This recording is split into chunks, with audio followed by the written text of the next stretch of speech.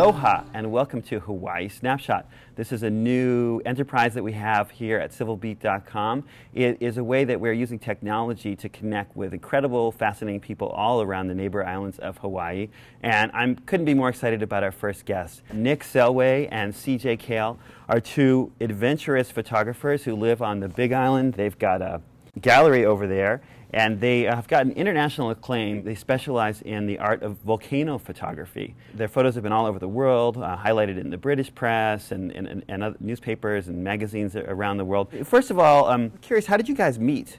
I've been photographing here for about 16 years, and I do a lot of underwater photography as well. So I was working as a dive master out on one of the boat companies over here.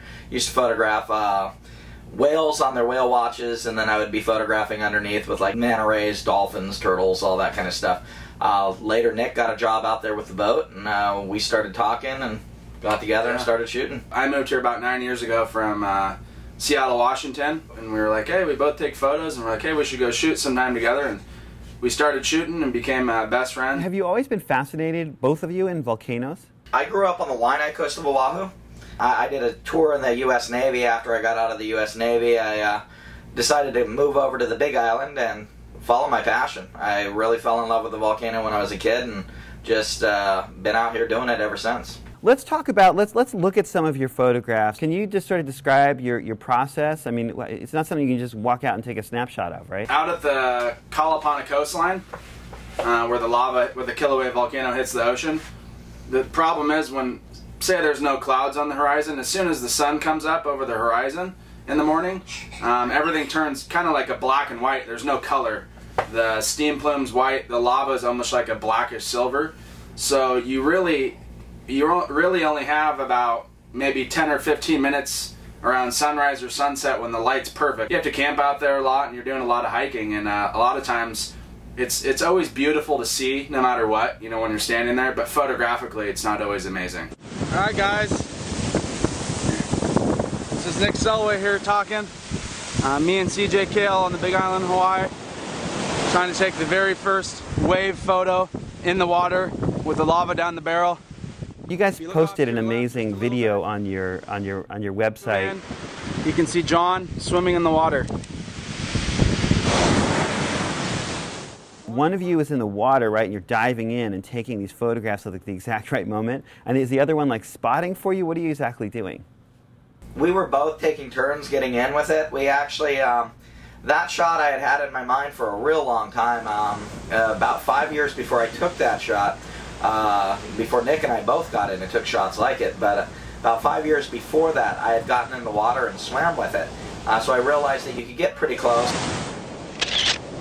You're doing something that's complicated, it's just the right conditions, you waited years to actually get that shot, but at the same time, there's like this kid-like joy that you guys are like, you know, kind of screaming at each other. We were laughing so much, hysterically laughing. We were standing there one morning and we're like, look, actually the very first morning we're standing there and it's dark out and we get our housing set up, we're all ready to go, and lava's dripping in, the waves are barreling, and we're like looking at each other, and I'm like, well, who goes in first? And we're like, I don't know. I'm like, well, you grew up here. I'm like, you go in first.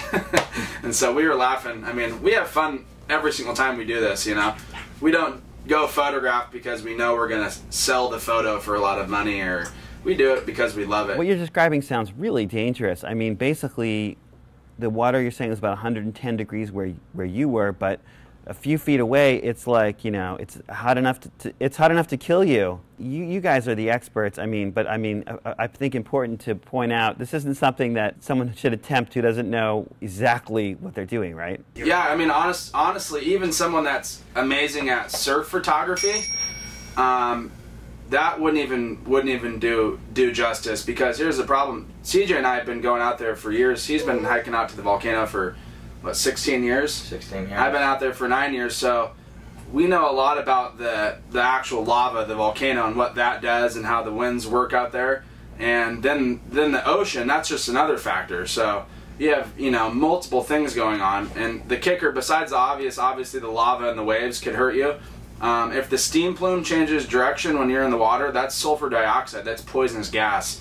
Literally, if you inhale too much of it, you're dead. I'll ask you what was going to be my first question. Are you guys crazy? I mean, that just sounds so dangerous. I mean, are you worried that something you know, that you could die doing this?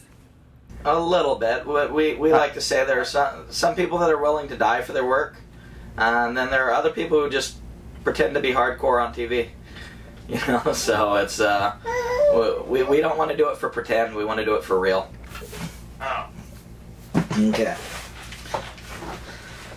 So yeah, this is my baby Jasmine. This is who you hear in the background going a little ballistic there for a moment. But yeah, she's brand new, 4 months old, and just cruising. So does that give you pause when you're out in the middle of lava? And I would love to say that it gave me 100% pause. I do think in anything that I do that is dangerous, I think about my family.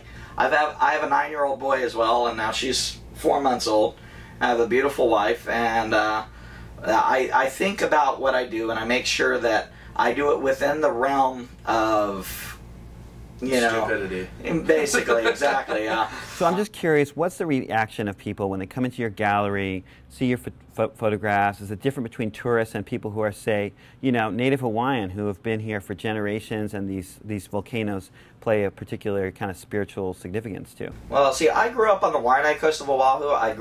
I'm Hanai family with a lot of really big Hawaiian families. I have nothing but the utmost of respect for the Hawaiian culture and everything that goes on here. I mean, I joke around with people, and I've told people many times that my relationship with Pele is very, very strong. As a matter of fact, I actually captured a heart in the lava. Yeah, and it's ridiculous. Absolutely ridiculous image. It seriously is so amazing that I'm like, when you photograph with a digital camera, you have your RAW file, which you have to convert into a JPEG or TIFF. Obviously, you cannot do anything to the RAW file. That is what it is out of the camera. That's the real photo you took. We actually have the RAW file on both of our laptops and then printed on an image down here to show people that it's real, because it literally looks fake. Yeah. That's the shot. Wow, that's not real. That is 100% real. Well, you guys, I'm sure people are pretty envious listening to your stories. I really want to thank you for your tremendous aloha spirit and sharing your photographs with us, sharing your stories. And we want to reach out to folks all over the neighbor islands of Hawaii. So if you've got an idea, send it to us. You can write me right here at Civil Beat. It's super simple, joe@civilbeat.com. And aloha. Thanks for joining us.